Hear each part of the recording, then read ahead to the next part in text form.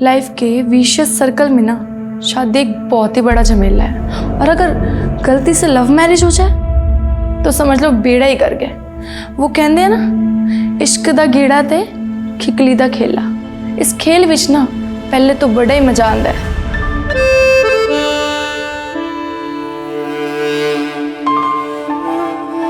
लेकिन बाद में ना तो पकड़े बनता है ना छोड़े।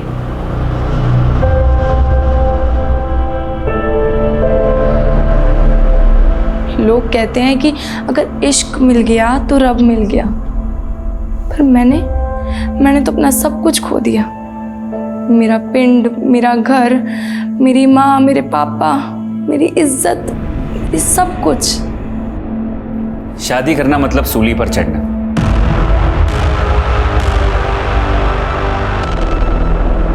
ड्रीम गर्ल के सपने कब नाइटमेयर में बदल जाते हैं पता ही नहीं चलता। मेरी बात मानो तो मियाँ बीबी रेल की दो पटरी की तरह है, जिन पे शादी के बाद आफतों की मालगाड़ी दौड़ती रहती है। शादी वो जंजाल है जिसमें ना तो सुकून है ना ही मुक्ति। नमस्कार, मैं दिव्यांका त्रिपाठी दहिया क्राइम पेट्रोल सतर्क विमेन अगेंस्ट क्राइम की श्रृंखला में आपका स्वागत करती हूँ। रिश्तों को लेकर हम सबके अलग अलग नजरिए होते हैं। अहमियत ये रखता है कि हम अपने रिश्ते को कितनी शिद्दत से निभाते हैं। ये जरूरी नहीं कि एक रिश्ता हमेशा के लिए टिके, अलगाव भी एक हकीकत है। लेकिन जब एक औरत एक चरमराते हुए रिश्ते से बाहर निकलने की कोशिश करती है तो उसके लिए रास्ता बहुत कठिन हो जाता है। आज की कहानी चौंकाने वाली है। हमने हमेशा सुना है कि जिंदगी एक तोहफे की तरह है, लेकिन क्या कोई इंसान तोहफे की तरह हो सकता है? एक चीज की तरह कि उसे किसी और को भेंट कर दिया जाए? आज की कहानी एक ऐसे घिनौने अपराध की कि आप सोच के दंग रह जाएंगे कि क्या ऐसा भी किसी के साथ हो सकता है।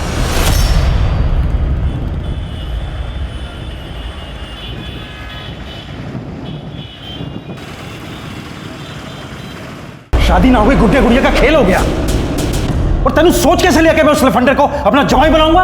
पापा जी, आप संतोष को गलत समझ रहे हो। मैं गलत समझ रहा? पापा जी बस आज के बाद उसका इस घर में ना तो कोई जिक्र होगा और ना ही कोई जिक्र। तो एक नजर रखना अपनी बहन पे, वरना ये हमारी इज्जत को ना मिट्टी में मिला देगी। जी डैडी जी।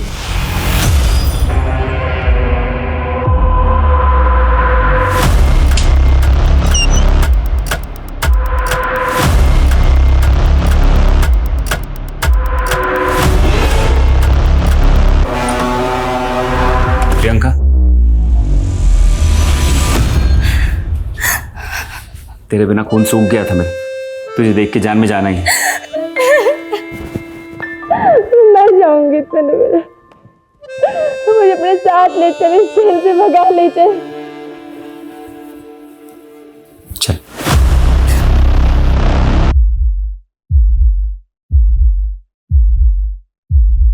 प्रियंका, मम्मी, पापा, प्रियंका रुक। प्रियंका, प्रियंका रुक। प्रियंका रुक। प्रियंका, प्रियंका रुक।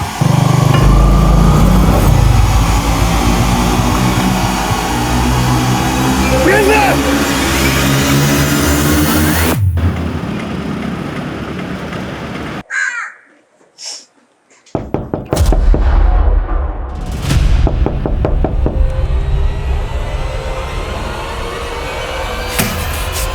यही है। चल यहाँ से। चल ओए हीरो, तू बीच में मत आ, साइड हट, चल। झगड़ा नहीं करना है, प्यार से समझाना है। समझ जाए तो ठीक है, वरना पुलिस आएगी। और ये लोग अच्छे से जानते हैं कि प्रियंका पुलिस के सामने इनके खिलाफ ही बोलेगी। दूसरी बिरादरी के लोगों के सामने हमें नीचा दिखाकर तूने अच्छा नहीं किया प्रियंका। एक दिन पछताएगी तो देखना। चलो एक।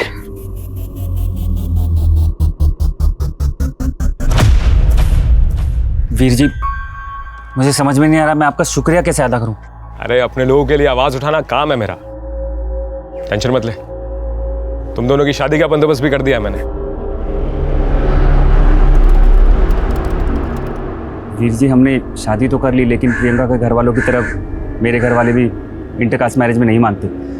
उन्होंने प्रियंका को अपनाने से मना कर दिया है।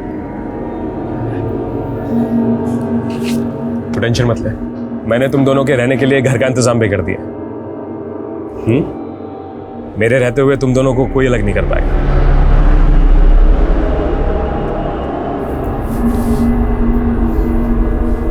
अब पुरानी बातें भूल जा।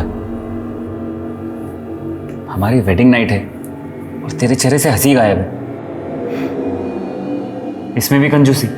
खुल के हंस वरना जबरदस्ती करूंगा। जबरदस्ती? जबरदस्ती तुझे हंसाऊंगा।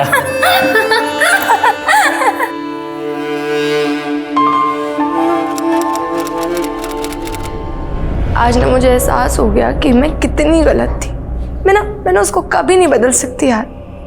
अब तो उसने सारी हदें पार कर दी हैं। किससे बात कर रही है?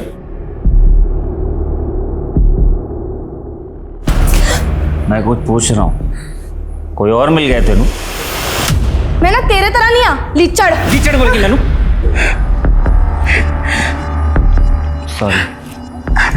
सॉरी प्रियंका। Don't touch.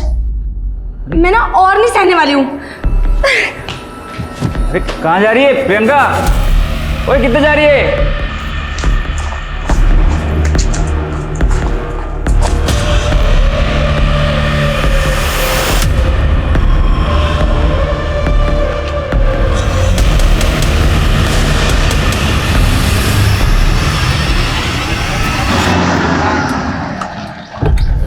आपका माल सही सलामत है जी, पहुंचा देंगे आपको। लेकिन मेरे पैसे कब पहुंचा रहे हो? ना जी ना, बिना तेल गाड़ी चलती है क्या? पहले मुझे मेरे पूरे पैसे चाहिए, वो भी कैश। क्या हो रहा है ये? दिखता नहीं क्या? Sorry uncle.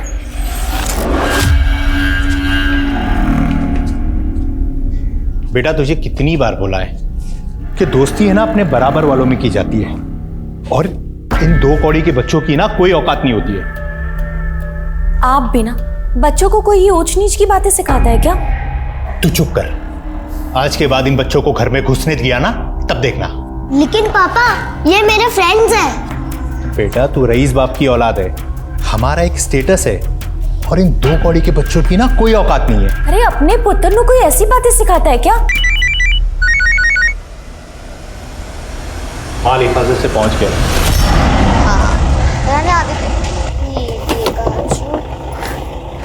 आ गया। Hi friends. Oh new phone, latest model है ना? अरे वाह, मेरी फैमिली में तो सिर्फ पापा फोन रखते हैं, और वो भी पुराना सा। पर तेरे पास न्यू फोन? हाँ, मेरे डैडी ने मुझे गिफ्ट दिया।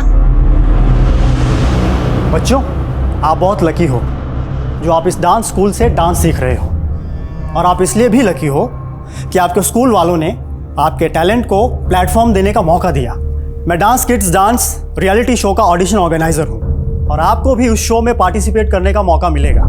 1 नवंबर को इस शो के ऑडिशन चंडीगढ़ में होने वाले हैं, तो जो कोई भी इंटरेस्टेड है वो फॉर्म फिल कर सकता है, और इसकी रजिस्ट्रेशन फीस होगी सिर्फ 5,000 रुपये।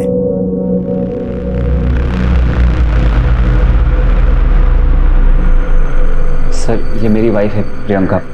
कल रात से इसका कुछ पता नहीं चल रहा है। कल रात कितने बजे से मिसिंग? करीब 10 बजे से। क्या आप दोनों मियाँ बीवी में कोई झगड़ा हुआ था? नहीं सर, ऐसा कुछ नहीं है। प्रियंका करती क्या है? हाउसवाइफ है सर, लेकिन कुछ दिनों से उसने एक कोचिंग इंस्टीट्यूट में बच्चों को पढ़ाना शुरू किया था। कौन से इंस्टीट्यूट में? मालूम नहीं सर। आपको मालूम नहीं? पता नहीं सर, प्रियंका ने कभी नाम नहीं बताया।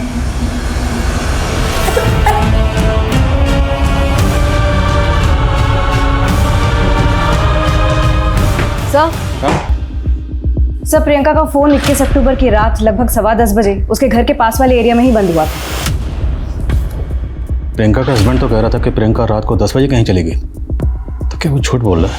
एक काम करो, दोनों मियाँ बीवी के रिश्ते के बारे में पता करो, और ये भी चेक करो कि उनके घर के आसपास कोई सीसीटीवी है क्या। कम से कम इतना तो कंफर्म करें कि प्रियंका रात को 10 बजे वाकई अपने घर से बाहर कहीं गई थी। सर एक और बात, प्रियंका का फोन बंद होने के 15 मिनट पहले उसने एक ब्यूटी नाम की लड़की से बात की थी। कौन है ब्यूटी? सर प्रियंका के घर के पास वाली कॉलोनी में रहती है।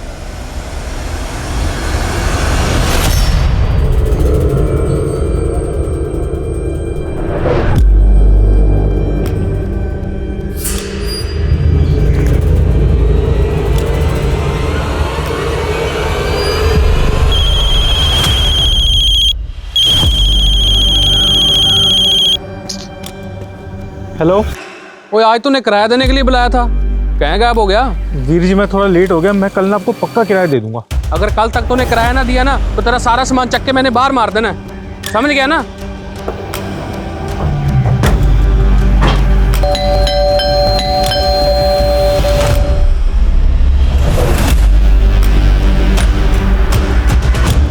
ये घर किसका है? मेरा जी। हमें आपका सीसीटीवी चेक करना होगा। यहाँ पे किराएदार रहते हैं और वो कहीं गए हुए हैं, चाबियाँ तो उन्हीं के पास हैं जी। ये सामने वाले घर में संतोष और प्रियंका नाम का कपल रहता है। संतोष ने प्रियंका की मिसिंग कंप्लेन दर्ज कराई। तुम जानते हो उन दोनों को? मैं कुछ नहीं जानता जी। जो यहाँ रहते हैं उनका नंबर नोट करो। Yes ma'am. देखो आसपास कोई और सीसीटीवी है क्या, और पड़ोसियों से पता करो संतोष और प्रियंका के बारे में क्या जानते हो। Okay ma'am.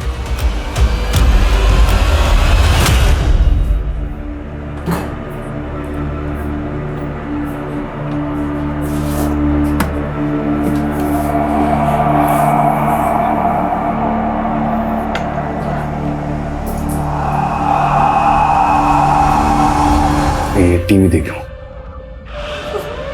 तुम क्या चाहते हो मुझसे? क्यों लाए हो मुझे यहाँ पे?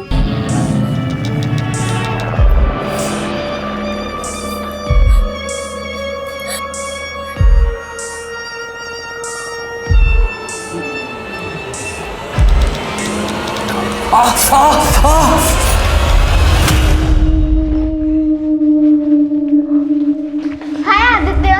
अरे हाय, तुम लोग को पता है मैंने ना ऑडिशन के लिए सॉन्ग सिलेक्ट कर दिया है और अपना मैं स्टेज पे आग लगा दूंगा, देख लेना। इतना ओवर कॉन्फिडेंस भी अच्छा नहीं है, थोड़ी प्रैक्टिस तो कर ले। मुझे प्रैक्टिस की कोई जरूरत नहीं, क्योंकि मेरे पापा मुझे ऐसे ही टॉप 10 में सिलेक्ट करवा देंगे। वो कैसे? किसी को पता ना मत। मेरे पापा ने ना वो रियलिटी शो वाले जो अंकल है ना, उनको 10 लाख रुपए दिए। क्या तेरे पापा ने उन्हें रिश्वत दी है? मेरे पापा सब कुछ कर सकते हैं, और हाँ, मैं टॉप 10 में सिलेक्ट होऊंगा और मैं ही फर्स्ट नंबर आऊंगा। सर प्रियंका मेरी दोस्त है और हम लोग अक्सर फ़ोन पे बातें करते रहते थे। 21 अक्टूबर को आप दोनों में क्या बातें हुई थी? आज ना मुझे एहसास हो गया कि मैं कितनी गलत थी। मैं उसको कभी नहीं बदल सकती यार। अब तो उसने सारी हदें पार कर दी है। सर भले ही प्रियंका ने लव मैरिज की थी, लेकिन वो खुश नहीं थी संतोष के साथ। अगर संतोष की जॉब नहीं लग रही है तो क्या इसके लिए मैं रिस्पॉन्सिबल हूँ? बल्कि मैं तो उसे ये भी कहती हूँ कि मैं जॉब कर लेती हूँ, कोई बात नहीं, लेकिन इस बात से उसका ईगो हर्ट हो जाता है और पता नहीं उसे क्या हो गया, वो हर किसी चीज़ का फ्रस्ट्रेशन मुझ पे निकालने लग गया है। सर प्रियंका ने मन बना लिया था संतोष को छोड़ने का, लेकिन मानो संतोष ने उसे कैद कर लिया हो। सर उसका घर से निकलना भी बंद कर दिया था और मुझसे मिलना भी। मुझे तो लगता है कि कहीं संतोष ने उसके साथ कुछ गलत ना कर दिया हो।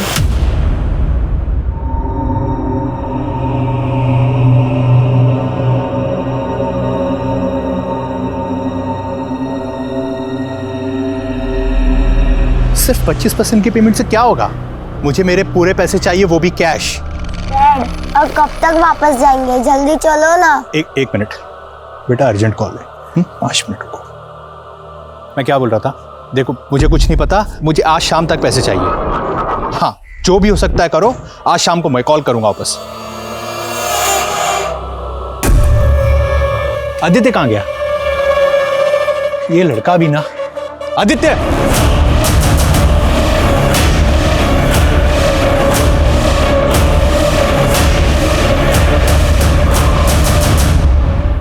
इक्कीस अक्टूबर रात 10 बजे की फुटेज। 21 अक्टूबर को रात 10 बजे जब तुम्हारी बीवी घर से गई, तुम उसके पीछे जाते हुए साफ दिखाई दे रहे। अब बोलो, क्या छिपा रहे हो?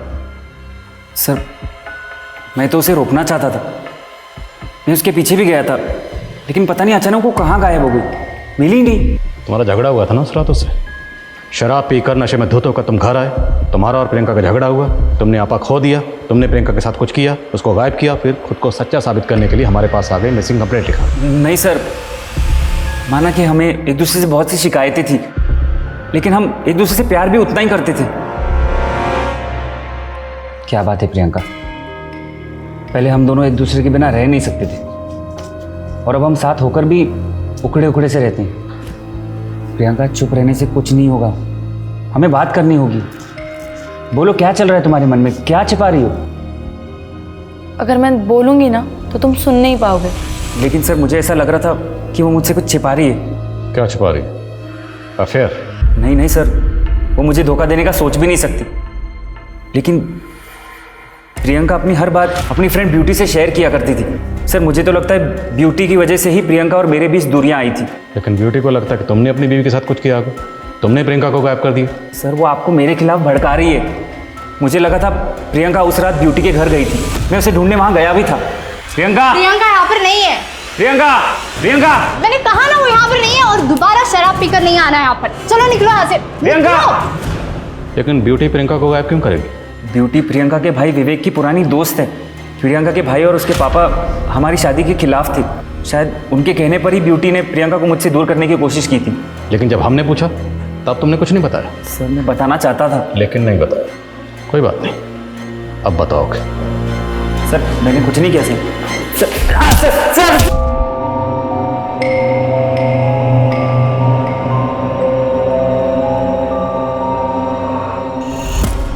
आप इतने लापरवाह कैसे हो सकते हैं? अपने पुत्र का तक ध्यान नहीं रख सकते। मैंने मेरे आदित्य चाहिए, मेरे आदित्य को ढूंढ के लेकर भैया, मेरा आदित्य खो गया भैया। भैया आप चिंता मत करो, आदित्य को कुछ नहीं होगा, मैं हूं ना।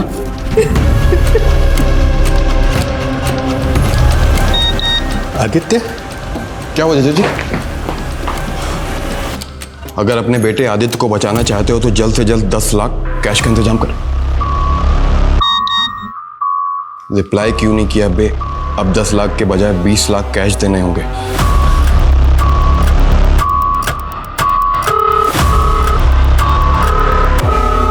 फोन क्यों नहीं उठा रहा है? फोन क्यों किया बे? अब 30 लाख देने पड़ेंगे, नहीं तो तेरे बेटे को काट डालूंगा।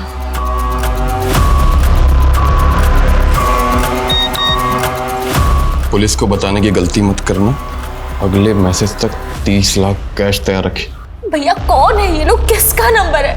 ऐसे क्रिमिनल्स फेक आईडी का इस्तेमाल करते हैं। मैं लोकेशन ट्रेस करके बताता हूँ तुझको। सूरज, उसने धमकी दी है कि पुलिस को इन्वॉल्व मत करना। तुम प्लीज दूर रहो इससे। जीजा जी, आप पुलिस कंप्लेन करो या ना करो, लेकिन मैं उसका मामा हूँ और मेरा फर्ज बनता है। और वैसे भी आपके पास 30 लाख कैश कहाँ है जो इंतजाम करेंगे आप? वो मैं कर लूंगा।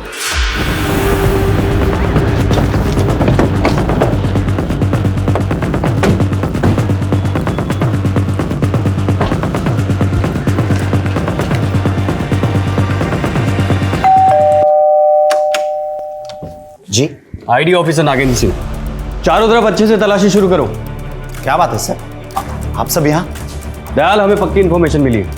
12th क्लास के जो पेपर लीक हुए थे उसमें तुम इन्वॉल्व थे, और पेपर लीक करके तुमने बहुत ब्लैक मनी बनाया।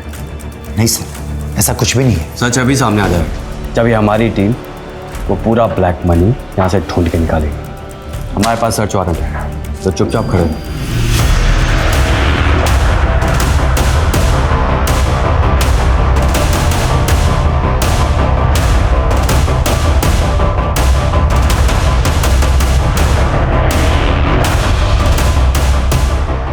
मैं जानता हूँ दया, तुमने तुम्हारे दूसरे घर में भी करोड़ों रुपए छुपा रखे। अब तो मान ले, ये सारा ब्लैक मनी तूने पेपर लीक करके बनाया है। और हम ये भी जानते हैं कि तू सिर्फ इस खेल की एक छोटी सी मछली है, मगरमच्छ कोई और है। तो बता, मगरमच्छ कौन है? सर, ये संतोष तो कुछ कबूल ही नहीं कर रहा। लगातार यही कह रहा है कि प्रियंका उस रात ब्यूटी के घर गई थी।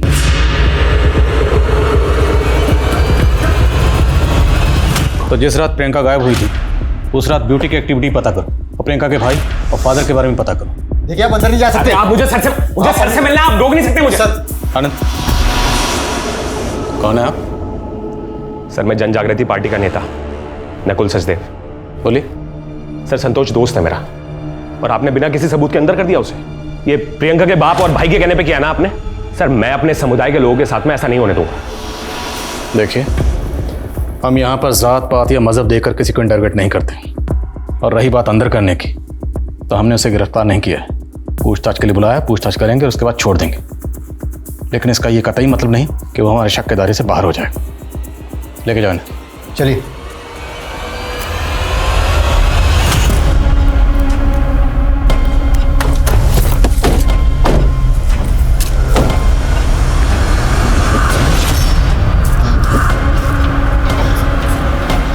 मैसेज करिए कि हम पैसे लेकर आ गए। हाँ।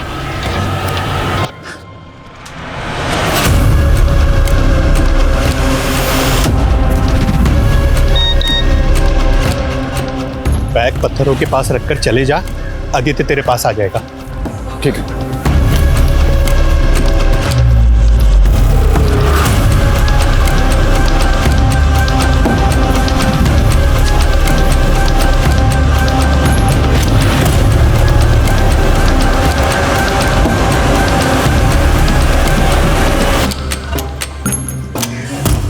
सर कोई अपडेट? नहीं सर, बैग अभी तक अपनी जगह से हिला नहीं है।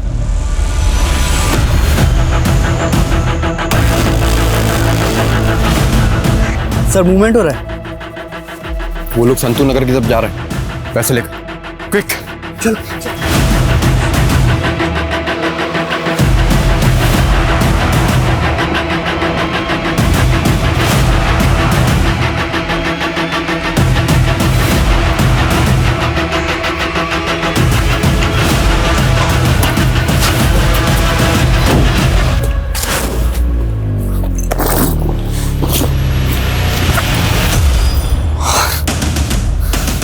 पैसे निकाल लिए और भाग गए चले। माना 21 अक्टूबर को प्रियंका आपके घर नहीं आई होगी, लेकिन जिस रात से प्रियंका गायब हुई उस रात से लेकर अगले 3 दिन तक एक आदमी लगातार आपके घर के पास मंडरा रहा था। ये वो आदमी। पहचानती हो उसे? कौन है? नहीं सर, मैं इसे नहीं जानती, लेकिन हाँ कई दिनों से मुझे ऐसा लग रहा है कि कोई मुझे स्टॉक कर रहा है। देखो हाँ बोलो।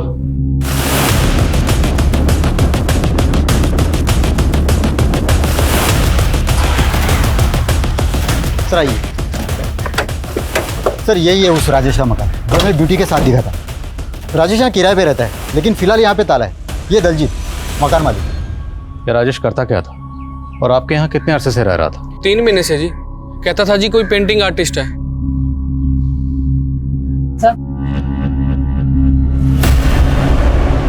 सर वो आदमी ज़्यादा किसी से बात नहीं करता था। हाँ लेकिन मैंने कई बार उसे देखा था, वो हमारे घर की तरफ देखता रहता था।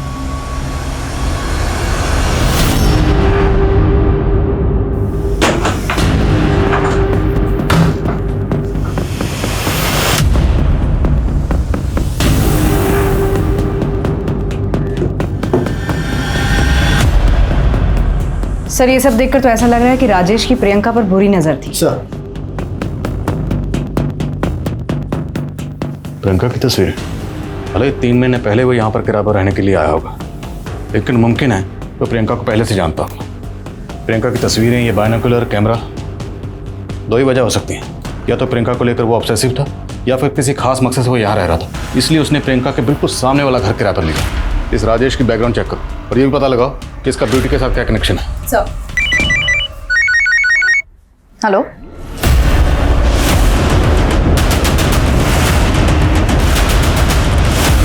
हटिए हटिए, साइड हटिए। सर आइए। बॉडी कहाँ? सर यहाँ। हटो हटो, चलो हटो हटो। सर एक राहगीर ने सबसे पहले बच्चे की लाश देखी और हमें इन्फॉर्म किया, पूछताछ की, लेकिन किसी ने बच्चे को आइडेंटिफाई नहीं किया। सारी मिसिंग कंप्लेंट स्कैन करो, शायद कहीं कोई कंप्लेंट फाइल हुई। बहुत घमंड था ना आपको अपने पैसे पर। अब बोलो कहाँ है मेरा पुत्र? आज मेरा पुत्र सिर्फ और सिर्फ तुम्हारी वजह से दूर है, सिर्फ तुम्हारी वजह से। भैया, मैं आदित्य को कुछ पता चला? कहाँ है मेरा बेटा? पूछो ना इससे, कहाँ है मेरा बेटा? क्या हुआ सूरज? घनौर पुलिस को आदित्य की लाश मिली है। नहीं, सच नहीं, मेरा बच्चा नहीं, नहीं हो सकता। आदि सर राजेश ने रेंट एग्रीमेंट में जो अपना नेटिव एड्रेस दिया था, राजेश वहां भी नहीं मिला है। मैंने खबरियों को लगा दिया उसकी इन्फॉर्मेशन निकालने के लिए। और राजेश का ब्यूटी से कोई कनेक्शन? नहीं सर, ब्यूटी और राजेश के सीडीआर में कुछ नहीं निकला है, लेकिन प्रियंका के सीडीआर में एक एंगल निकला है। वो 3 महीने से अपनी फैमिली के टच में थी। उसके फ़ोन से उसके फादर को लगातार कॉल्स हुए हैं। प्रियंका ने अपने माँ बाप की मर्जी के खिलाफ शादी की थी, और संतोष के मुताबिक कि प्रियंका तो अपने माँ बाप के टच में थी ही नहीं। प्रियंका के पेरेंट्स से मिलो। सर, जिस बच्चे की लाश हमें मिली थी उसकी पहचान हो गई है। उसका नाम आदित्य है।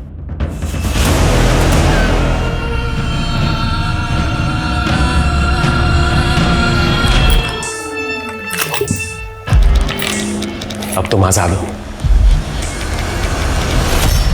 मैम मानते हैं हम प्रियंका और संतोष की शादी के खिलाफ थे, लेकिन प्रियंका को अपनी गलती का एहसास हो गया था, इसलिए वो 3 महीने पहले हमसे मिलने आई थी। प्रियंका आप क्या लेने आइए यहाँ पर? कैसी है पुत्र? पापा जी मुझे माफ कर दो, माफ कर दो, मेरे से बहुत बड़ी गलती हो गई। मैडम हमने सारी पुरानी बातों को भुला दिया। उस दिन के बाद वो अक्सर फोन करती थी और मिलने भी आती थी। अगर उस दिन हमने उसे रोक लिया होता ना तो वो संतोष। कमाल है, आप लोगों को संतोष पे शक था तो आप लोग हमारे पास क्यों नहीं आए? प्रियंका का फ़ोन 1 हफ्ते से बंद है, वो गायब है, तो आप लोग अब तक क्या सोच रहे थे? कहीं ऐसा तो नहीं कि आपने प्रियंका को संतोष से अलग करने के लिए उसे कहीं गायब करवा दिया? आप गलत समझ रही हैं। हमें तो आज ही पता चला कि हमारी प्रियंका गायब हो गई। आज पता चला? क्यों? प्रियंका की सहेली ब्यूटी ने पहले नहीं बताया आपको?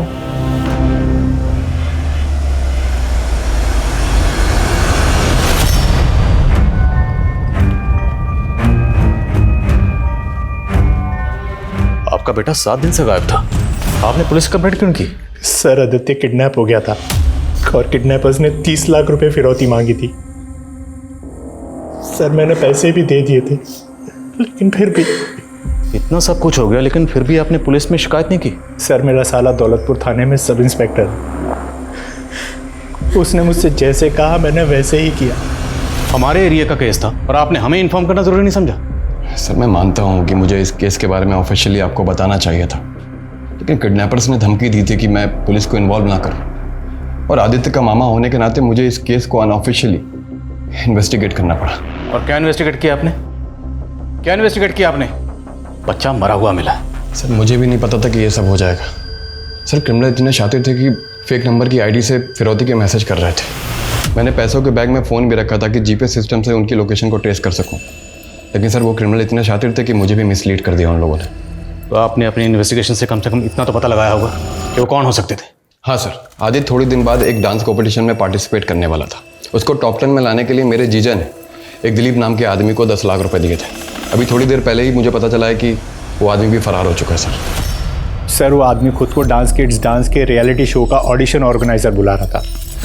मैं उसकी बातों में आ गया। सर अब मुझे पता चला कि उसने मेरे अलावा कई बच्चों के पेरेंट्स को चूना लगाया है।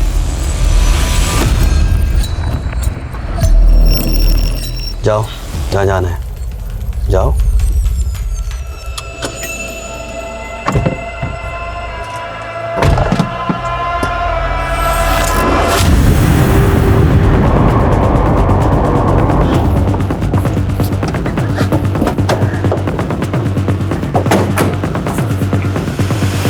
एक बार बोला ना मैंने, मेरा पेपर लीक स्कैम से कोई लेना देना नहीं है। हमारे पास एमडीएम स्कूल के प्रिंसिपल मिस्टर दयाल का स्टेटमेंट है, ये देखिए। सर मैंने जो कुछ भी किया है कौशिक बजाज के कहने पे किया। मेरे से ज्यादा ब्लैक मनी तो आप उसके घर पे मिलेगी। बकवास कर रहा है ये मुझे फंसाने के लिए। ठीक है तो फिर तलाशी ले लेते हैं, हमारे पास सर्च वारंट भी है।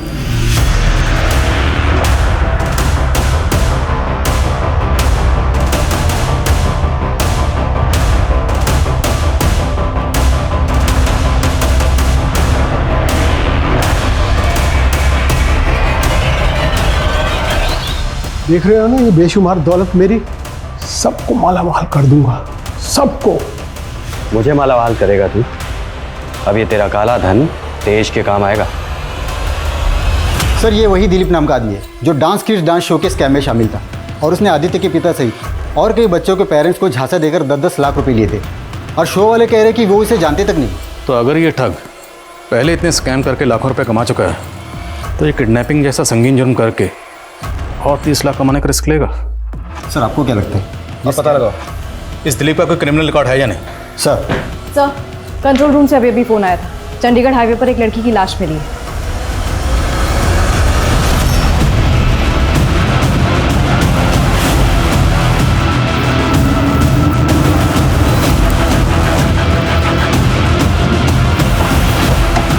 चलो पीछे हो जाओ, पीछे जाओ, पीछे करो इनको, पीछे करो, पीछे करो।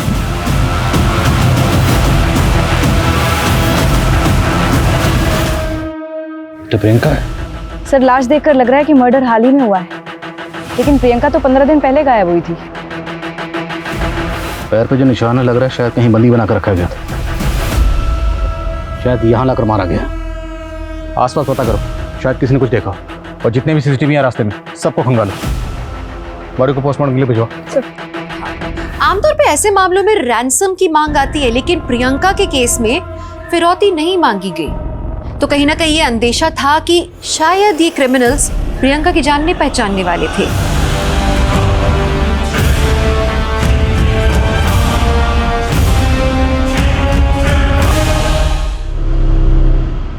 सर प्रियंका की मौत गला स्लिट करने की वजह से ही हुई है। रिपोर्ट के मुताबिक मर्डर 5 नवंबर की शाम को हुआ। सर राजेश के मामा के बारे में पता चला है, जैसर में रहते हैं। राजेश वहाँ छिपा हो सकता है। उठाओ उसे। सर मैंने कुछ नहीं किया सर। प्रियंका को कब से जानता था और कैसे जानता था? सर सिर्फ 3 महीने से, जब से मैं उस घर पे किराए पे रहने आया था। सर जब से मैंने उसको देखा था तब से मुझे प्यार हो गया था सर उसको। और उसकी दोस्त ब्यूटी, उसका पीछा क्यों कर रहा था? सर मैं हमेशा प्रियंका का पीछा करता था, और मुझे पता है कि वो हमेशा ब्यूटी के घर जाती थी। इसलिए जब प्रियंका गायब हुई तो मुझे ये लगा कि वो ब्यूटी को पता होगा कि वो प्रियंका कहाँ है, इसलिए मैं उसका पीछा कर रहा था सर। अब तेरा आगा पीछा हम एक करेंगे।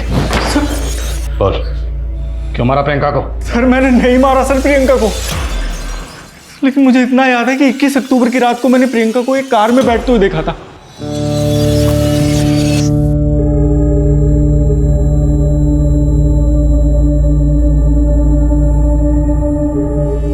चल कार का नंबर बोल। सर उस गाड़ी का नंबर मुझे याद नहीं है, लेकिन हाँ सर वो गाड़ी में जो आदमी था उसका चेहरा मुझे याद है। सर वो आप बनवाते हो ना सर वो स्केच, सर मैं वो स्केच बनवा सकता हूँ उस आदमी का। तुझे कार का नंबर याद नहीं, लेकिन प्रियंका जिस आदमी के साथ गई उसकी शक्ल याद है? सर मैं प्यार करता था सर प्रियंका से। किसी आदमी के साथ उसको देखता था ना तो मैं से बर्दाश्त नहीं होता था सर, मैं जल जाता था।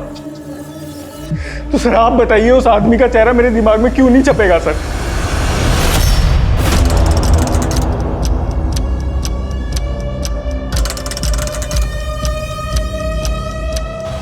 साहब इस आदमी की कोई खास इन्फॉर्मेशन हाथ नहीं लग रही है, लेकिन आदित्य के 2 दोस्त हैं, जुगनू और सिम्मी, दोनों काफ़ी गरीब घर के हैं साहब। लेकिन अभी आस पड़ोस से पता चला है कि उनके पास अचानक ही काफ़ी पैसा आ गया, और जिस हिसाब से वो लोग आए दिन खर्च कर रहे हैं मुझे तो डाउट हो रहा है।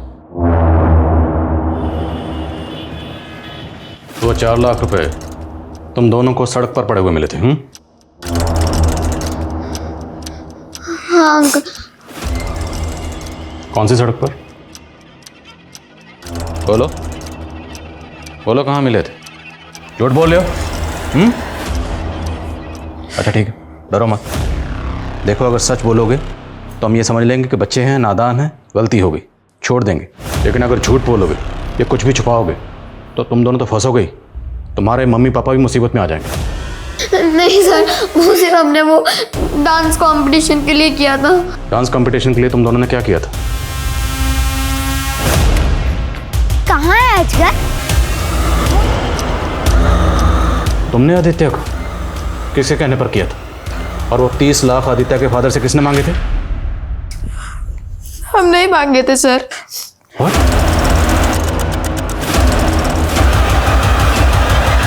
ये सब कहाँ से सीखा तुम दोनों ने? एक क्राइम शो देख के। पर अंकल हमारे साथ भी चीटिंग हुआ। उन पैसों में से 10-10 लाख रुपए हमने उन दिलीप अंकल को भी दिए थे, पर वो हमारे पैसे लेकर भाग गए।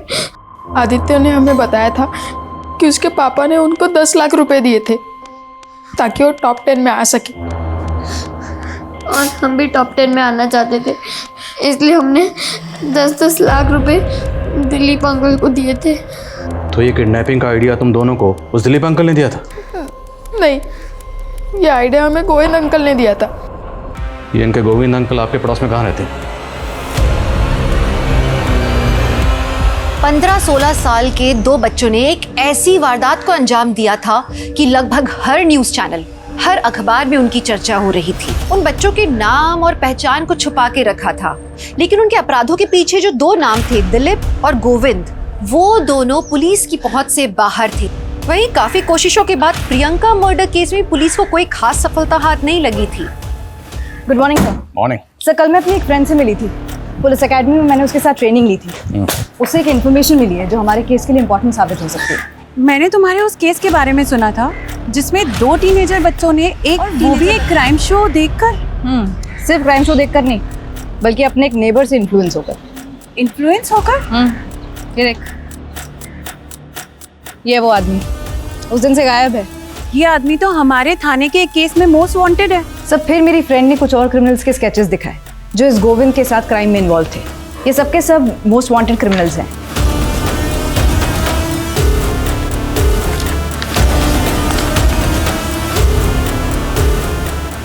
एक मिनट।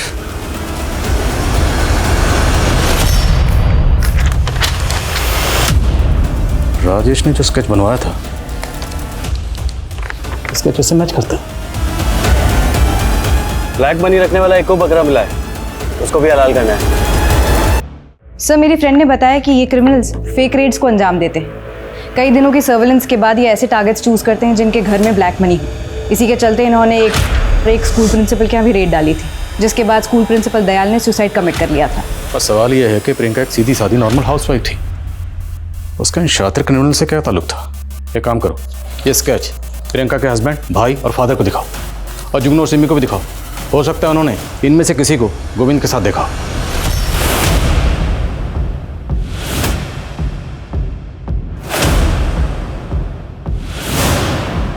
प्रियंका इसके साथ गई थी? तुम पहचानते हो इसे?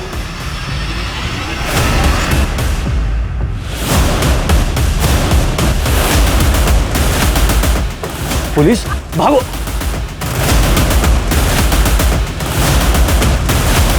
चलो इस गाड़ी में। 6 महीने पहले जब 12th बोर्ड के पेपर लीक हुए थे तो मेरे एक दोस्त ने वो पेपर बेचकर बहुत पैसा बनाया था। उसी से मुझे पता चला कि इस स्कैम में MDM स्कूल के प्रिंसिपल का इन्वॉल्वमेंट है। उन लोगों ने सब बहुत ब्लैक मनी बनाया था साहब। और तुम लोगों ने नकली इन्वेस्टिगेटिंग ऑफिसर बन के उनकी ब्लैक मनी जब्त कर ली। और वो इसकी शिकायत करते तो करते भी कैसे? मरता क्या ना करता। इसी डिप्रेशन में प्रिंसिपल दयाल ने खुद। तू वो दोनों बच्चे जुगनू और सिमी उनके एरिया में रहने क्यों गया था? सर, इस बार मनीष भाई ने डांस के फेक ऑडिशंस का। तो इस स्कैम में भी तुम लोग इन्वॉल्व हो? तो वो कहाँ है, वो ऑडिशन मास्टर दिलीप? वो भी मेरा ही आदमी है। कहाँ है वो? सर, वो अपनी वाइफ के साथ बाहर घूमने गया है। अब ज़रा ये भी बता दो कि प्रियंका का तुम्हारे साथ क्या कनेक्शन है, क्योंकि आखिरी बार प्रियंका तुम्हारे साथ देखी गई थी। वो मेरे एक दोस्त की गर्लफ्रेंड है। उस दिन रास्ते में उसको मैंने देखा। भाभी जी, आप यहाँ? वो मैं ऑटो स्टैंड जा रही थी। अरे मैं छोड़ देता हूँ ना, आइए ना बैठिए। उसके बाद मैंने उसको अगवा कर लिया। टीवी देखो। हाँ, तुम क्या चाहते हो मुझसे? और अपने दोस्त को तोहफे में दे दिया। कौन दोस्त?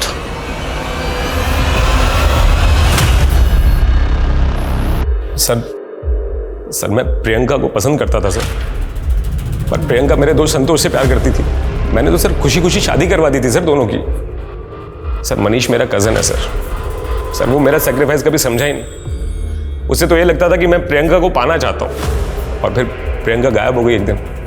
सर मुझे तब भी नहीं पता था कि ये मनीष ने प्रियंका को किडनैप किया सर। और फिर अचानक से उसने एक दिन मुझे अपने घर बुलाया। नकुल, तेरे मुझ पे बहुत एहसान है यार। आज मैं तुझे एक ऐसा तोहफा दूंगा ना जिससे तेरा हर एक एहसान उतर जाएगा। कैसा तोहफा? ये देख, बहुत हिफाजत से रखा है इसे, सिर्फ तेरे लिए मेरे भाई। तेरा दिमाग खराब हो गया क्या? क्या किया तूने?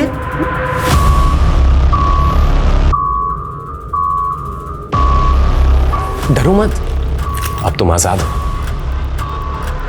सर संतोष उसकी मिसिंग कंप्लेंट फाइल कर चुका था सर, और अगर मैं प्रियंका को छोड़ देता सर तो आपके सामने सफाई देना मुश्किल हो जाता और मेरा बना बनाया पॉलिटिकल करियर बर्बाद हो जाता सर। इसलिए प्रियंका को आज़ाद करने के अलावा मेरे पास और कोई रास्ता था ही नहीं सर। और फिर मेरे कहने पे मनीष ने उसे जाओ जहाँ जाना है।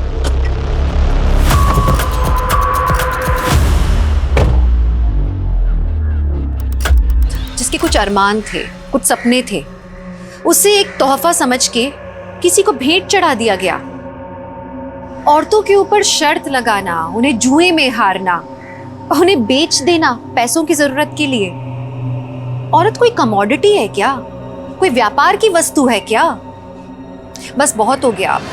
अब हमारे समाज को औरतों की अहमियत समझनी होगी। हर औरत को एकजुट होकर अपने मान सम्मान के लिए लड़ना होगा। ऐसे मंचलों को सबक सिखाना होगा, क्योंकि अब एक औरत पर वार, हर औरत का भार।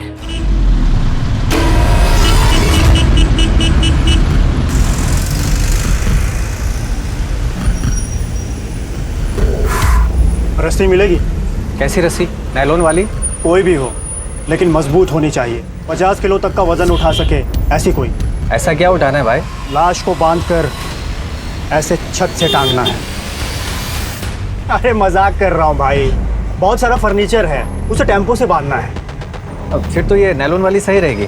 10 मीटर।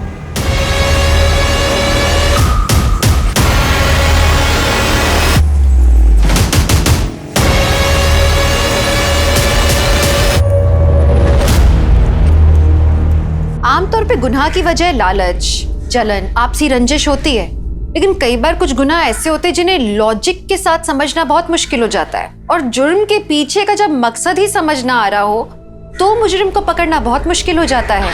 नमस्कार, मैं दिव्यांका त्रिपाठी दहिया स्वागत करती हूँ आपका क्राइम पेट्रोल सतर्क विमेन अगेंस्ट क्राइम की इस श्रृंखला में।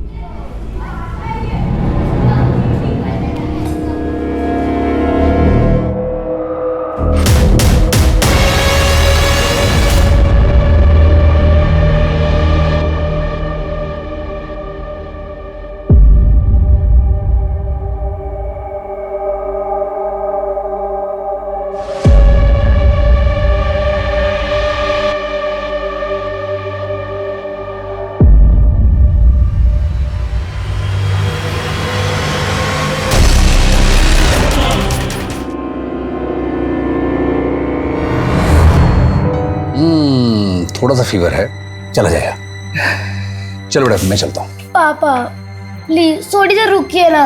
बेटा तुम्हें पता है ना, तुम्हारी मम्मी आ जाएगी तो मुझे देख के गुस्सा हो जाएगी। कितनी गुस्सा है ना। क्या कर रहे हो तुम यहाँ पे?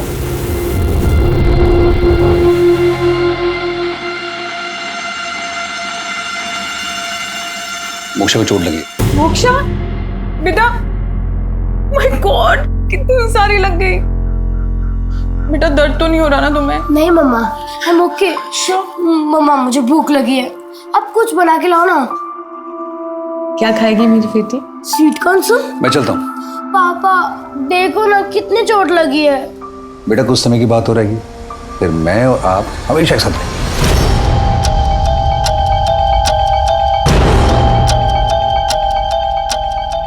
दो मिनट बाहर आना, तुमसे कुछ बात करनी है।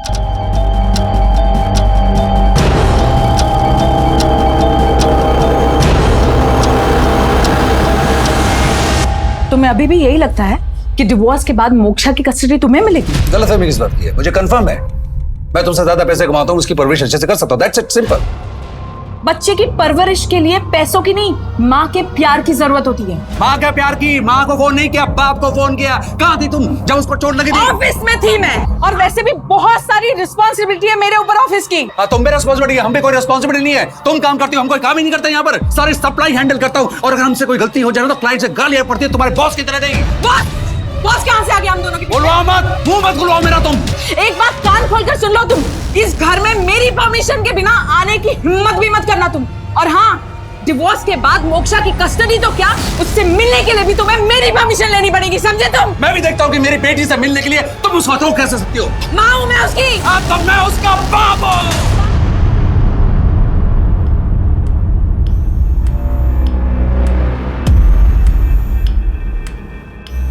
मोक्षा, मोक्षा, मम्मा आ गई बेटा।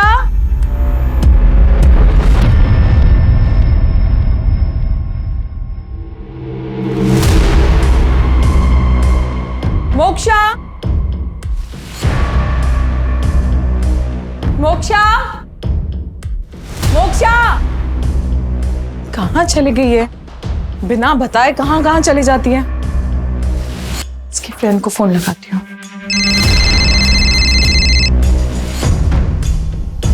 हेलो स्तुति, मोक्षा की मम्मी बोल रही हूँ।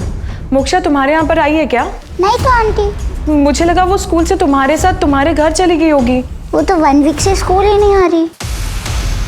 क्या? पूरे 1 वीक से स्कूल नहीं आई? पता नहीं मेरी बच्ची कहाँ पर होगी, किस हाल में होगी। आप बिल्कुल परेशान मत होइए, पानी पीजिए। नहीं सर, मुझे पानी नहीं चाहिए, बस मेरी बच्ची से मुझे मिलवा दीजिए सर। पता नहीं कहाँ गई। एक बात बताइए, आखिरी बार अपनी बच्ची से कब मिली थी आप? आज सुबह सर।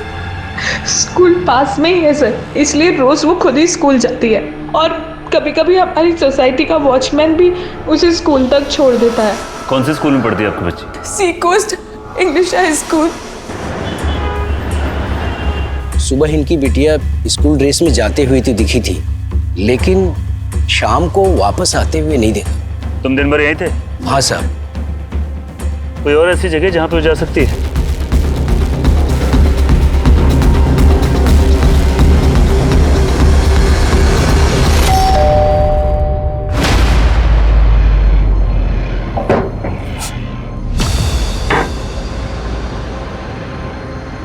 क्या हुआ सर? सर क्या हुआ?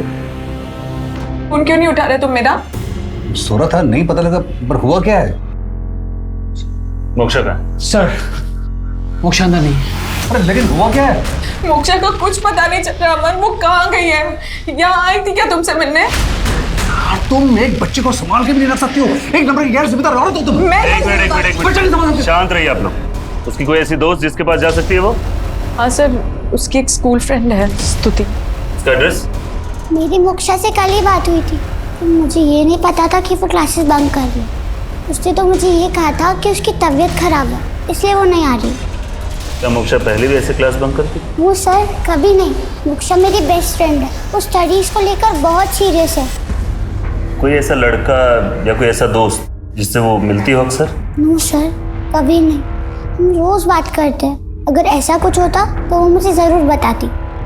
कल तुम्हारी क्या बात हुई थी मोक्षा से?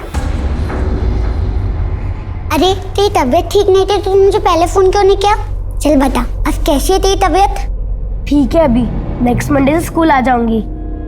अच्छा तुम ये बताओ, कौन सी स्ट्रीम लेने का प्लान है तुम्हारा 10th के बाद? मुझे तो आर्ट्स लेना है, पर पेरेंट्स साइंस ही दिलाएंगे। मैं भी साइंस ही लेने वाली हूँ। अच्छा है, हम दोनों एक ही क्लास में रहेंगे। मुझे विश्वास नहीं होता, मोक्षा मुझसे झूठ बोल रही थी। मुझसे पहले कभी कुछ नहीं छिपाती थी। लोग अक्सर अपनी ज़िंदगी यूं ही बर्बाद कर देते हैं, उसकी कीमत नहीं समझते। इंसान की फितरत ही कुछ ऐसी है। अरे श्योर है मोक्षा की ड्राइंग बुक है? हाँ सर, ये उसी की है। मोक्षा मेरे क्लास के सबसे इंटेलिजेंट बच्चों में से एक है और मेरी फेवरेट स्टूडेंट भी है। कोई परेशान कर रहा था उसे? ऐसा तो कुछ भी नहीं था। हाँ, एक लड़की थी जिसका मोक्षा के साथ झगड़ा होता रहता था। झूठी झूठी झूठी। लेकिन ये कोई बहुत बड़ी बात नहीं थी, स्कूल में तो ये सब होता ही रहता है। और कोई परेशान करता तो उसे याद कीजिए। नहीं सर, और तो कुछ नहीं पता। मोक्षा वैसे तो एक बहुत ही मजबूत मनोस्थिति वाली लड़की थी, लेकिन अगर माँ बाप के रिश्ते में दरार वाली बात तलाक तक आ जाए तो ये बात तो किसी वयस्क के लिए, एक फुल्ली ग्रोन अडल्ट के लिए भी हैंडल करना मुश्किल है। फिर मोक्षा तो एक बच्ची थी, इस स्थिति में वो क्या करे उसे समझ में ही नहीं आ रहा था।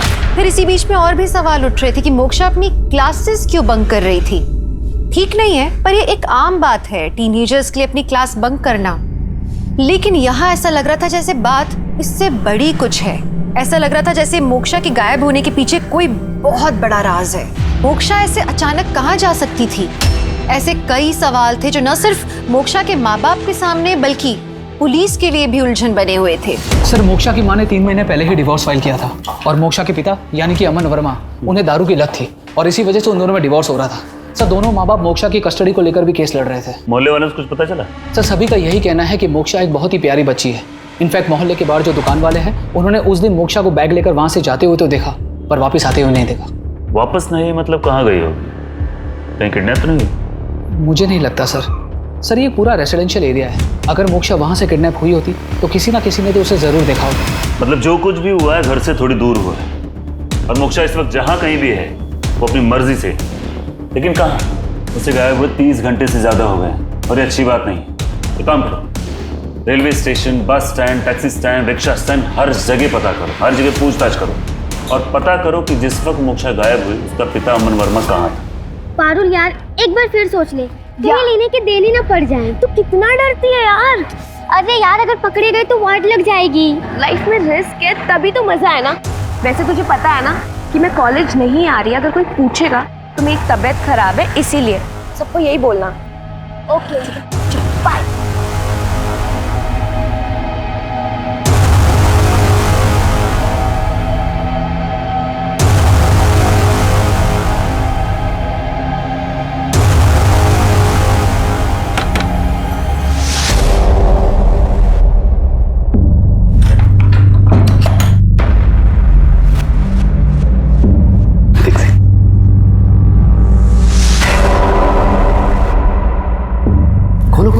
तुम्हारे लिए।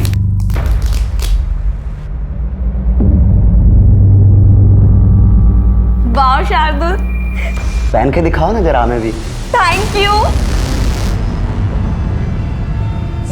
आपके पास टाइम है? क्या हुआ? बहुत गंदी स्मेल आ रही है।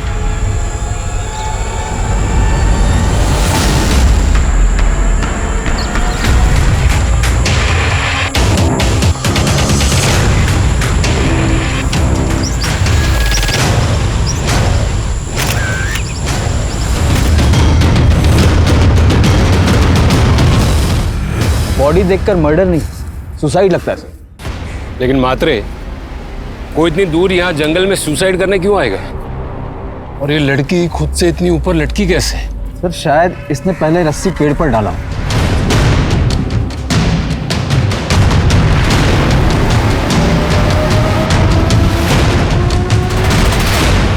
ये तो किसी गाड़ी के टायर के निशान लग रहे हैं। इसी सुनसान जगह पर कोई गाड़ी में क्यों आएगा? मात्रे, इसके भी फोटो खिंचो और वो बॉडी को पोस्टमार्टम के लिए भेजो, और पता करो कि इस उम्र की किसी लड़की की कहीं मिसिंग कंप्लेंट दर्ज हुई है या नहीं।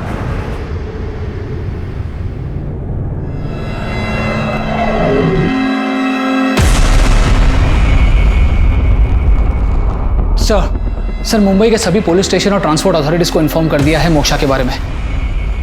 और सर मोक्षा के सारे सोशल मीडिया अकाउंट्स भी हमने छान मारे, ऐसी कोई भी सस्पिशियस एक्टिविटी नजर नहीं आई है सर। सारा नॉर्मल ही लग रहा है सर। और सर ये मोक्षा की लास्ट सेल्फी उसके गायब होने से पहले।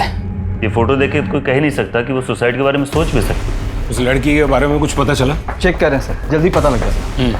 और पोस्टमार्टम रिपोर्ट? सर पोस्टमार्टम में मरने का कारण फांसी से दम घुटना बताया जा रहा है। स्ट्रगल के कोई निशान नहीं है, सिर्फ एक छोटा सा कट है बाएं पैर। सर सारे एविडेंस और सुसाइड की तरफ इशारा कर रहे हैं। सर 2 दिन पहले से लेकर पिछले 1 महीने तक जितनी भी लड़कियां गायब हुई, उनमें से सिर्फ एक का फेस विक्टिम के फेस से मैच कर रहा है। ये है वो लड़की। उसके घर वालों को इन्फॉर्म किया? हाँ सर, इसके मम्मी पापा आता ही होंगे।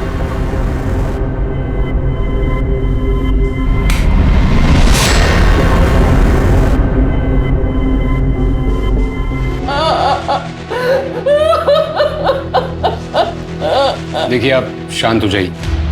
मैं समझता हूँ कि ये वक्त सही नहीं है, लेकिन हमारे लिए जानना बहुत जरूरी है। जिस दिन रिद्धि गायब हुई थी उस दिन एग्जैक्टली क्या हुआ था? कहाँ जा रही है? बाहर जा रही हूँ। बाहर कहाँ? माँ बाहर मतलब बाहर होता है, आ जाऊंगी। कैसी लड़की है, सीधे मुंह कभी जवाब ही नहीं देती। मुझे लगा कि वो अपनी दोस्त सोनल के यहाँ होंगी।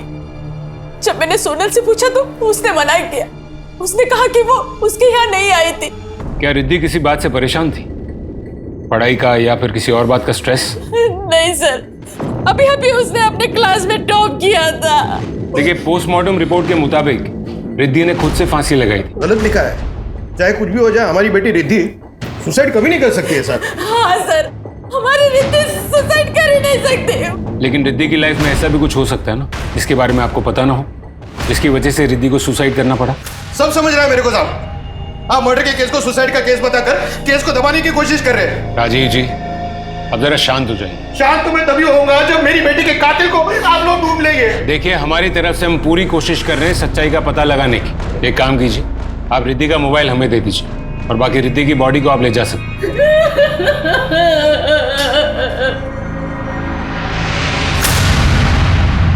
सर अगर एक सेकंड के लिए ये मान ले कि ये सुसाइड नहीं है तो रिद्धि को मार कौन सकता है?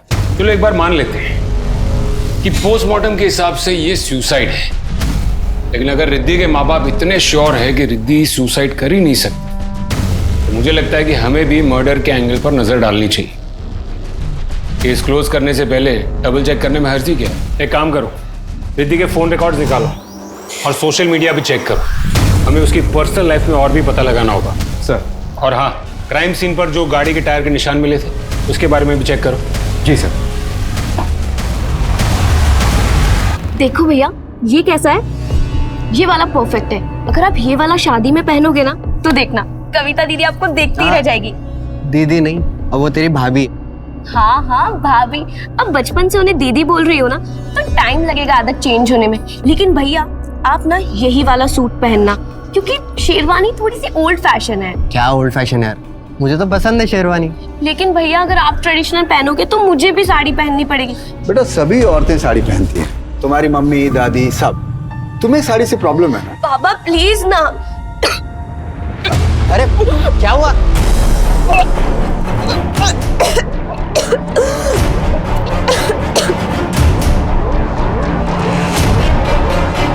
अरे कुछ नहीं बेटा, ये सब बाहर का नाप शनाप खाने का नतीजा है। अब बाहर का खाएगी तो उल्टियां करेगी ना।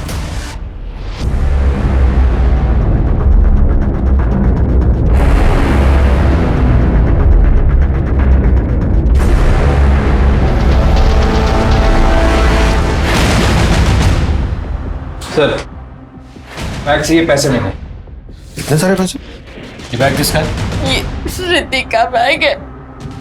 तो करीब करीब 50-60 हजार रुपए लग रहे हैं। इतने पैसे आपकी बेटी के पास कैसे आए? सर वो सर छोटी मोटी नौकरी करती थी, शायद उसी में से बचाया होगा। कैसी छोटी मोटी नौकरी? वो तो नहीं पता। आपकी 15 साल की बच्ची नौकरी कर रही है, वो क्या नौकरी करती है आपको पता नहीं? उसके पास इतने सारे पैसे कहां से आए ये आपने कभी उससे पूछने की कोशिश भी नहीं की? सर रिद्धि के सोशल मीडिया को देखकर ऐसा नहीं लगता कि वो सुसाइड कर सकती है। उसके फोन का आखिरी लोकेशन RI ट्रेस हुआ था जहां से हमें उसकी लाश मिली थी। लेकिन सर एक बात है, रिद्धि 1 महीने पहले से किसी गौरव दुबे से देर रात तक बातें करती थी। उसका फोन बंद आ रहा है और एड्रेस भी फेक है। एक गौरव दुबे कौन होगा? शायद सोनल को पता होगा। गौरव दुबे? मैंने किसी गौरव दुबे का नाम नहीं सुना रिद्धि से। और रिद्धि सुसाइड करेगी? ऐसा हो ही नहीं सकता। एक बात बताओ सोनल, उसके स्कूल में सब ठीक था उसके साथ?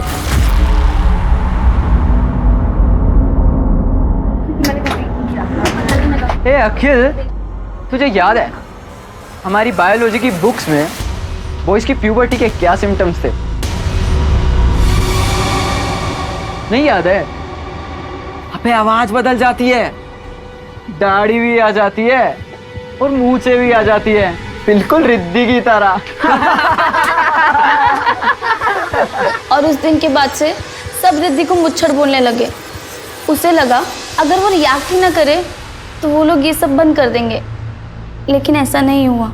और उस दिन तो अखिल और निखिल ने हद ही पार कर दी।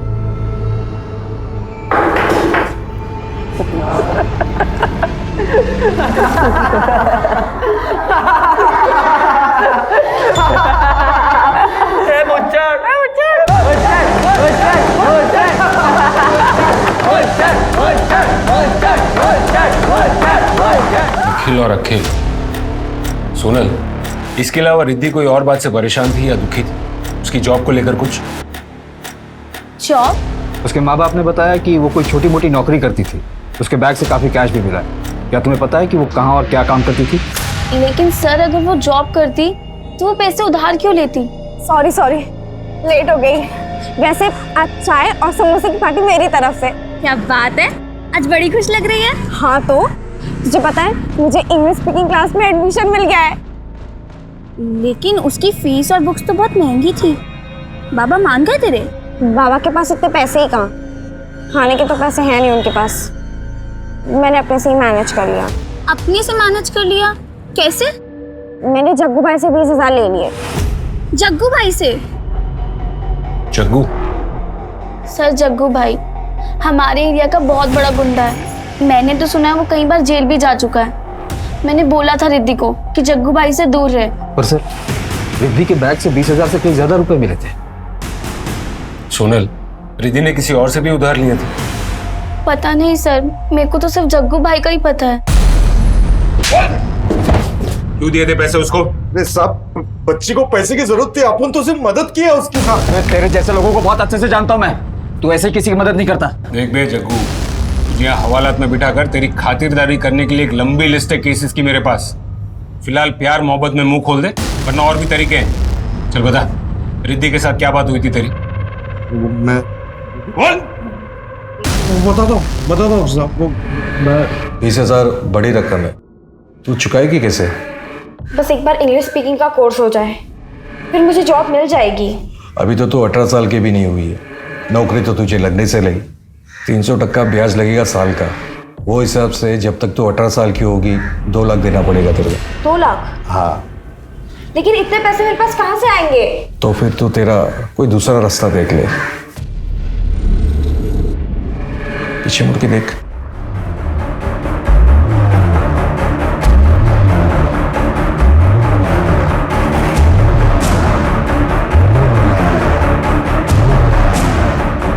आ मेरे पास भाई।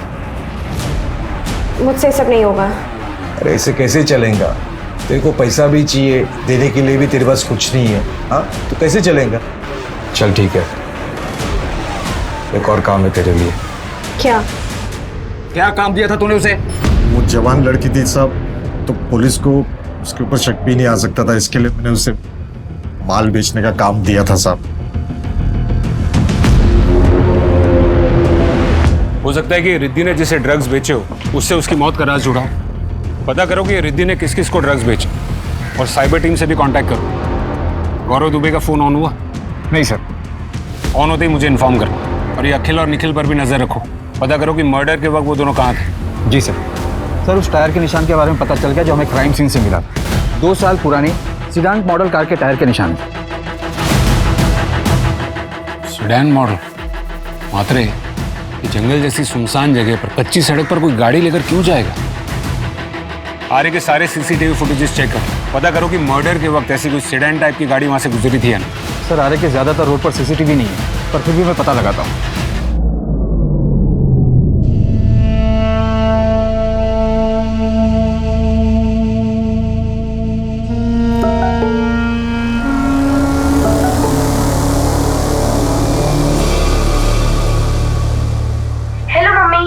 सॉरी, मैं आपको बिना बताए चली आई। आई नो आप मेरे लिए बहुत परेशान होंगे, लेकिन मैं एकदम ठीक हूँ। Don't worry. शाम 7 बजे बॉम्बे व्यू रेस्टोरेंट में मिलते हैं। मैं आपकी वही वेट करूंगी। प्लीज आ जाना।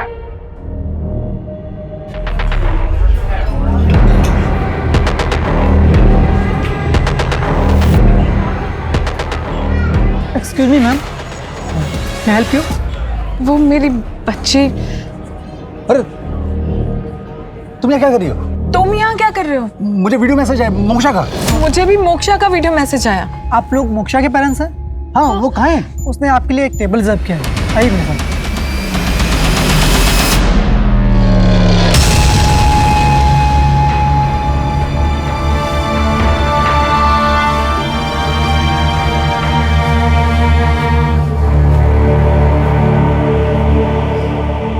मोक्षा ने टेबल आप लोगों के लिए बुक किया था। पर मोक्षा है कहाँ? मैम वो आपके लिए ये एनवेलप छोड़ रही है।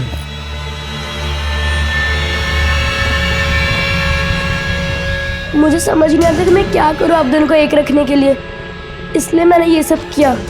और मैं एकदम ठीक हूँ स्तुति के घर पे। डोंट वरी, वो आज आप दोनों की वेडिंग एनिवर्सरी है ना, इसलिए आई प्लान्ड ऑल दिस। और आपको याद है मम्मा, जब मेरी और स्तुति की 5th क्लास में लड़ाई हो गई थी तो आपने मुझे कहा था कि बात करके सारी थिंग्स सॉर्ट आउट कर ले, और अब देखो हम दोनों एकदम बेस्ट फ्रेंड्स हैं। बस आप दोनों भी ऐसे बैठिए, बात कीजिए और सारी थिंग्स सॉर्ट आउट करके जल्दी स्तुति के घर पे आ जाइए। मैं आपकी वेट कर रही हूँ। लव यू मम्मा पापा। चलो। आंटी बिलीव मी, मोक्षा यहाँ नहीं है। पर बेटा वो वीडियो तो उसने तुम्हारे फोन से ही भेजा था ना मैं। हाँ, वो वीडियो काफी दिन पहले रिकॉर्ड किया हुआ था और वो मैसेज भी शेड्यूल था। उसके पास फोन नहीं था ना, इसलिए उसने मेरे मोबाइल से वीडियो बनाया। पर बेटा बताना तो चाहिए था ना। मैं I am sorry uncle, moksha का प्लान था कि वो कुछ दिनों के लिए गायब हो जाएगी और आप दोनों में फिर से दोस्ती हो जाएगी। I am sorry. मेरी मोक्षा सच में गायब हो गई बेटा। हमारी मोक्षा सच में गायब हो गई।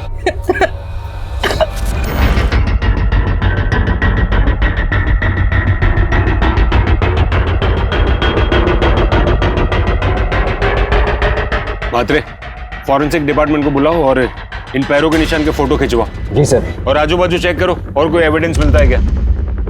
मात्रे, सभी पुलिस स्टेशन में पता करो कि इस एज की लड़की की कोई मिसिंग कंप्लेंट दर्ज हुई है या नहीं।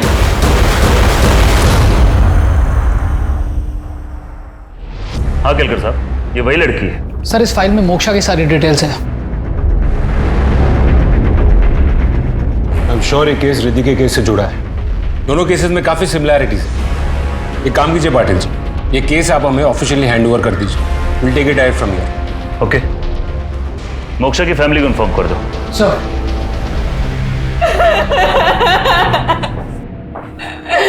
क्यों किया हमारी बच्ची ने? मुझे एक बात बताइए, आप लोगों को कभी ऐसा कुछ लगा था, कोई ऐसी बात जिसकी वजह से मोक्षा सुसाइड जैसा कदम उठा सकती? सर मेरी बच्ची क्यों करेगी ऐसा? इतनी छोटी सी बच्ची थी, इतनी सी बस 13 साल की तो थी वो। मोक्षा के कबर्ड से ये कैश और ये कपड़े मिले हैं।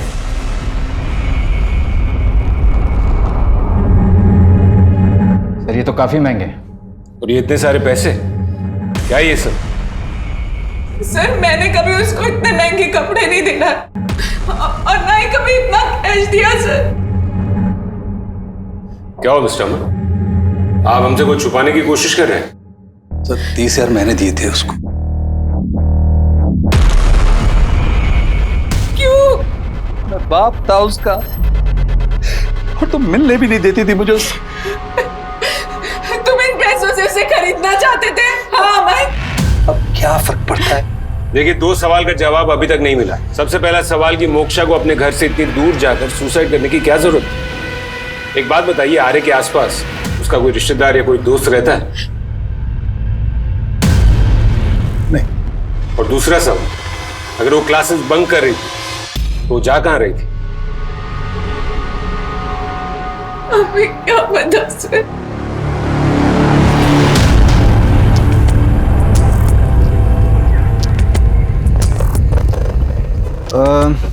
इस ब्रांड का प्रेगनेंसी किट नहीं है, कोई और ब्रांड चलेगा?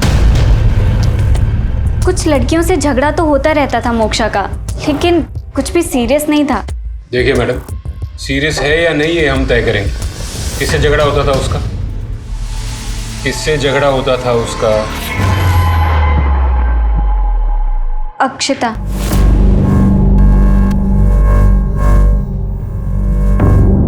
देखो बेटी, डरने की कोई बात नहीं है, ठीक है? तुम सिर्फ मुझे इतना बताओ कि तुम्हारे और मोक्षा के बीच में किस बात को लेकर झगड़ा हुआ था? सर, वो बहुत अजीब बिहेव कर रही थी। ये क्या कर रही है? ये मेरी नोटबुक है। तेरी है तो क्या हुआ? मेरे पापा रोज मेरी नोटबुक चेक करते हैं। अगर ये सब देख लेंगे तो गुस्सा करेंगे। थोड़े से, अगर दोबारा मेरी नोटबुक को टच किया ना तो मैं मैम से बोल दूंगी। ऐसा लग रहा था कि वो जानबूझकर कर रही हो। और सर, एक दिन तो उसने पूनम मैम की चेयर पे च्युइंगम चिपका दी थी। तो आपने बुलाया मोक्षा के पापा को? नहीं सर, ये सब तो मैंने बस उसे डराने के लिए कहा था, क्योंकि उसने मेरी नई साड़ी च्युइंगम से खराब कर दी थी। एंड आई नो कि उस दिन मैंने उसे कुछ ज़्यादा ही मार दिया था। लेकिन सर, 1-2 दिन में मेरा गुस्सा एकदम शांत हो गया था और सब कुछ पहले जैसा नॉर्मल हो गया था। हो सकता है कि टीचर के डर से वो पूरे वीक स्कूल न गई। स्कूल नहीं गई तो गई कहाँ? सर डेड बॉडी के पास से जो जूतों के निशान मिले थे वो 8 नंबर के नॉर्मल पैटर्न के रनिंग शूज हैं, बहुत ही कॉमन है सर। मात्र एक काम करो, रिद्धि की कॉल डिटेल फिर से चेक करो, शायद दोनों केस के कनेक्शन में कुछ मिले। जी सर। एक सीसीटीवी फुटेज मिली।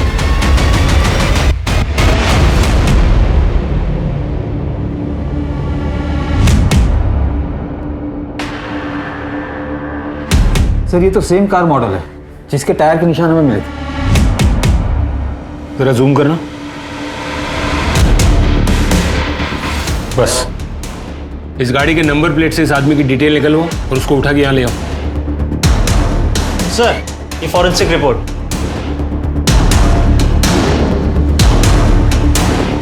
सर फॉरेंसिक रिपोर्ट के हिसाब से मोक्षा और रिद्धि को एक ही जैसी रस्सी से मारा गया और दोनों ही रस्सियों पर बिल्ली के बाल भी मिले हैं। बिल्ली के बाल? लेकिन रिद्धि या मोक्षा दोनों में से किसी के भी घर पे बिल्ली नहीं है।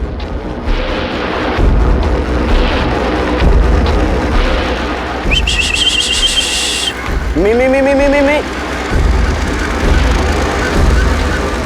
गौर से देख इसे, गौर से देख इसे। 24 तारीख को एसवी जंक्शन पे तू उस लड़की से मिला था। कुछ याद नहीं आ रहा सर मुझे। याद दिलाने का टॉनिक है हमारे पास, खाएगा? कुछ याद आया सर मुझे सर एक एड्रेस नहीं मिल रहा था तो बस एड्रेस पूछने के लिए गाड़ी रोकी थी मैंने इसके पास।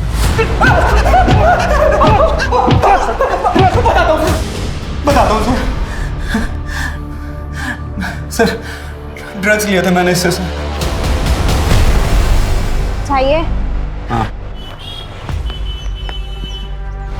सच बोल रहा हूँ सर, उस दिन के बाद मैं इससे कभी नहीं मिला और ना ही कभी उस दिन से पहले मिला था सर, कसम से सर।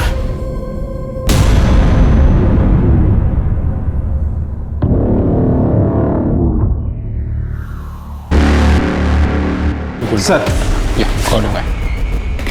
सर आरे के आसपास जितने भी सीसीटीवी हैं हमने उसे चेक किया। रिद्धि के मौत के वक्त करीब 400 सिमिलर मॉडल की कारें वहां से गुजरी और सर ये रिद्धि के कॉल डिटेल्स भी आ गए। कोई खास बात? जी सर, करीब 1 महीना पहले रिद्धि ने किसी जीवन विकास केंद्र को कॉल किया था एक बार। जीवन विकास केंद्र? सर ये एक सुसाइड हेल्पलाइन नंबर है।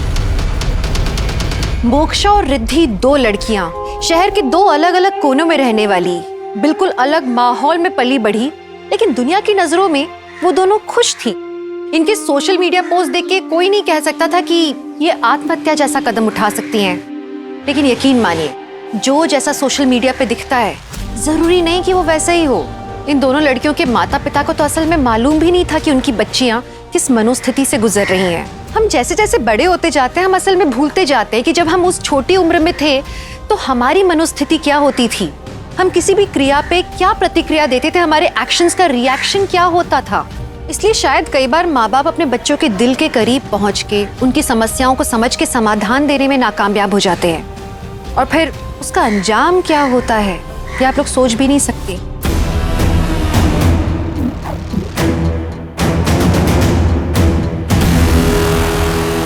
फोन आया होगा सर, लेकिन हम किसी से भी उनका नाम, एड्रेस या पर्सनल इंफॉर्मेशन नहीं मांगते।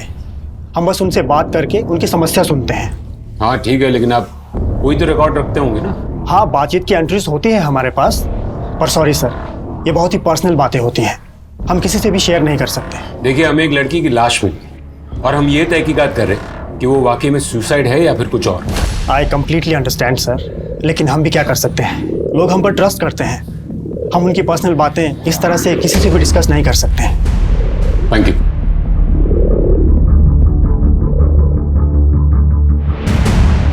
मैं कमिश्नर साहब से बात करता हूँ, आगे से ऑर्डर आएगा तो उसे रिकॉर्ड दिखाना ही पड़ेगा।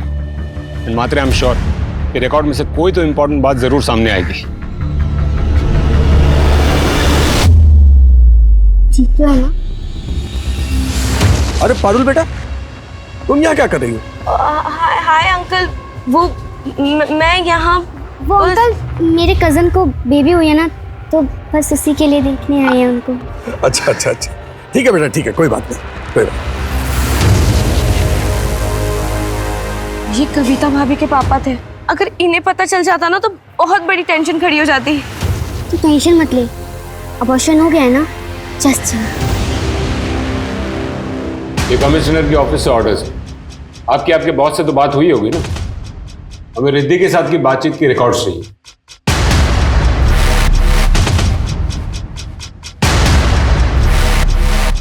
Thank you. तूने सिर्फ तेरी ही नहीं अपने भाई की जिंदगी भी बर्बाद कर दी। कविता के पिताजी आए थे, तोड़ के गए रिश्ता, सिर्फ तेरी इस करतूत की वजह से। पापा भैया आई एम सॉरी भैया। बचपन का प्यार थी उनका। भैया आई एम सॉरी। ठीक है सर, उस दिन वहां से 10 कार निकली थी। लोग शॉर्टकट के लिए वो रोड यूज करते हैं। कि दुनिया प्यार मोहब्बत से नहीं पैसों से चलती है। स्कूल में भी तो अमीर बच्चे अलग, गरीब बच्चे अलग ही थे। मेरी गरीबी का मजाक उड़ाते थे वो लोग।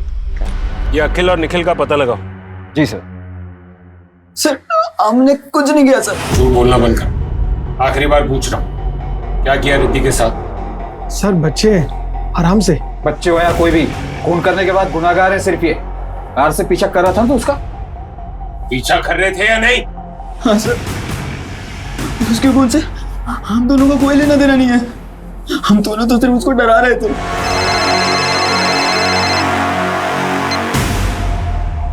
पीएसआई म्हात्रे। क्या सर? आरे से एक और डेड बॉडी मिली है, पेड़ से लटकी हुई। सर ये तो सेम टाइप की रस्सी लग रही है जैसा कि मोक्षा और रिद्धि के केस में इस्तेमाल हुआ था।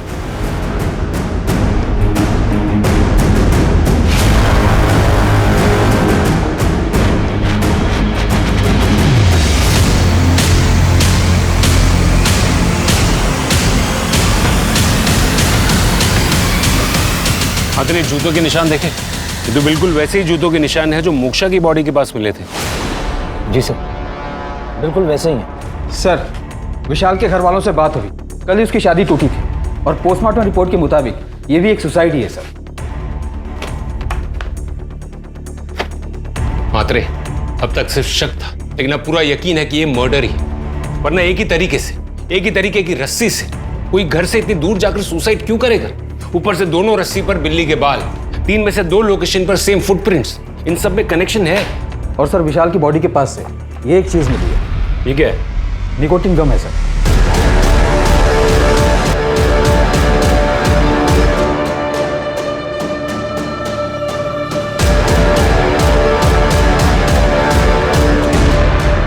विशाल की कॉल रिकॉर्ड्स चेक किए? हाँ सर, उसने भी जीवन विकास केंद्र पर कॉल किया था।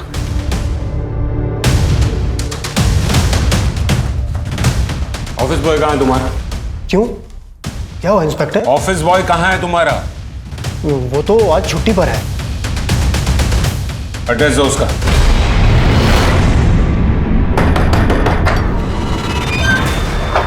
जी सर। चल बेटा, तेरा टाइम आ गया। साहब हमने क्या किया? लोग तेरे से मदद मांगने आते हैं और तुम का खून कर रहा है। नहीं साहब, हमने ऐसा कुछ भी नहीं किया। तू जो च्युइंगम चबाता ना, वो एक डेड बॉडी के पास मिली, समझा? साहब वो हमारी च्युइंगम नहीं है साहब, वो दरअसल हमने चुराई थी। वो विक्रम सेठ की च्युइंगम है।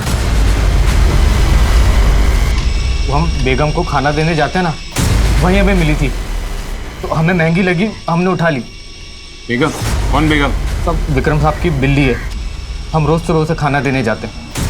सर विक्रम का फोन बंद आ रहा है, उसे लग गया होगा कि वो पकड़ा जाएगा, इसलिए कहीं भाग न गया हो। सर गौरव का फोन ऑन हुआ है। ट्रेस करो उसे। जी सर।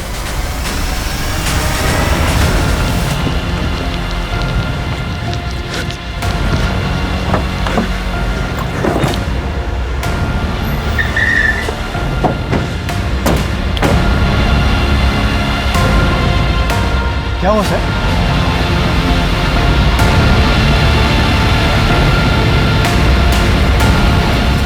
कहाँ भाग रहे थे? सर क्यों मारे सर? गलतफहमी होगी सर आपको। मैंने कुछ नहीं किया सर। कुछ नहीं किया तूने, कुछ नहीं किया। रंगे हाथ भागते हुए पकड़ा है तुझे।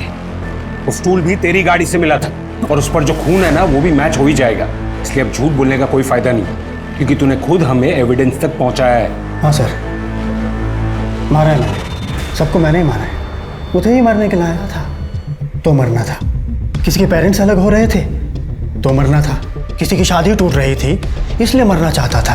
भगवान ने इतनी खूबसूरत जिंदगी दी है, हैं? लेकिन नहीं, ये लोग थे कि इनको तो मरना था। कैसे मारा तूने उनको? कैसे मारा? वो लोग हेल्पलाइन पे कॉल करते थे तो मैं उनका नंबर नोट कर लेता था, फिर अपने पर्सनल नंबर से उनसे बात किया करता था। लेकिन मोक्षा के पास तो फोन था ही नहीं, फिर वो तुझसे कैसे बात करती थी?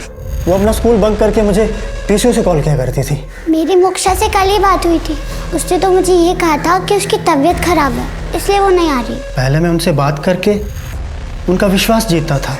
भगवान का नौकर हूँ सर, मैं उन्हीं के लिए काम करता हूँ। भगवान का नौकर है, उनके लिए काम करता है, तो अब बाकी की पूरी जिंदगी इसी हवालात में काटना, उसी भगवान का नाम लेते हुए। विक्रम आम खूनियों की तरह नहीं था। आमतौर पे किसी की हत्या करने के पीछे कोई ना कोई स्वार्थ होता है, लेकिन विक्रम दरअसल वो दिमागी तौर से असंतुलित था। बहुत पूछताछ के बाद विक्रम ने कबूल किया कि उसने पिछले कुछ सालों में 6 मर्डर्स किए थे। इस केस की खास बात यह है कि जिनका भी खून हुआ वो अंदर से टूटे हुए थे, कमजोर थे, और वो मदद मांगने के लिए विक्रम के पास पहुंचे थे, और विक्रम ने इस मौके का फायदा उठाया। विक्रम जैसे खूनी हमारे इर्द गिर्द कहीं भी हो सकते हैं। अगर रिद्धि, मोक्षा और विशाल के परिवारों ने वक्त रहते जुर्म की दस्तक को पहचाना होता तो शायद इन लोगों के साथ ऐसा नहीं होता। इसीलिए मैं आपसे कह रही हूँ, प्लीज सतर्क रहें, सुरक्षित रहें। तो चलिए, मैं दिव्यांका त्रिपाठी दहियाब लेती हूँ आपसे विदा। फिर मिलूंगी एक नए केस के साथ। तब तक देखते रहिए क्राइम पेट्रोल, सतर्क, विमेन अगेंस्ट क्राइम। एक औरत परिवार, अब हर औरत का भार। जय हिंद। इस तरह के और भी एपिसोड देखने के लिए हमारे चैनल को सब्सक्राइब करें और बेल आइकन दबाना ना भूलें।